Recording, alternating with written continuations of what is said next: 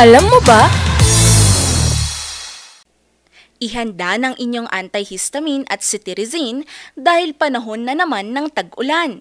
Dahil sa ganitong panahon, nagsisilabasan din ng iba't ibang mga allergies. Sa bawat katikati sa katawan at sa bawat bahing, maraming Pinoy ang nagtataka kung bakit nga ba tayo nagkaka-allergy.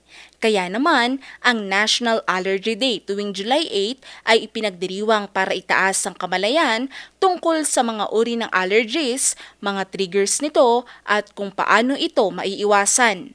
Pero, ano nga ba ang allergy? Ang allergy ay isang reaksyon ng immune system sa isang bagay na normal para sa ibang tao pero itinuturing ng ating katawan bilang banta.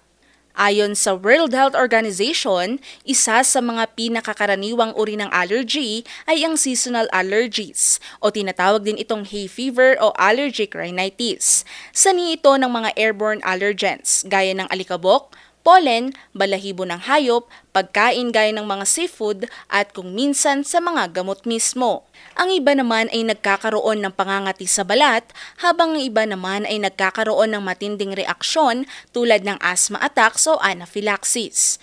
Maaari ring dulot ito ng genetic condition o namamana. Sa Pilipinas, ang mga institusyon gaya ng Philippine Society of Allergy, Asthma, and Immunology ay nangunguna sa mga awareness programs na layong tulungan ang mga pasyente na maunawaan ang kanilang kondisyon, malaman ang mga triggers at maiwasan ang malalang epekto ng allergic reactions. Sa panahon ngayon na maraming bata ang may eczema, asthma o food allergies, mahalagang mayroong kaalaman ang mga magulang at guro tungkol sa mga palatandaan at tamang pag-aalaga.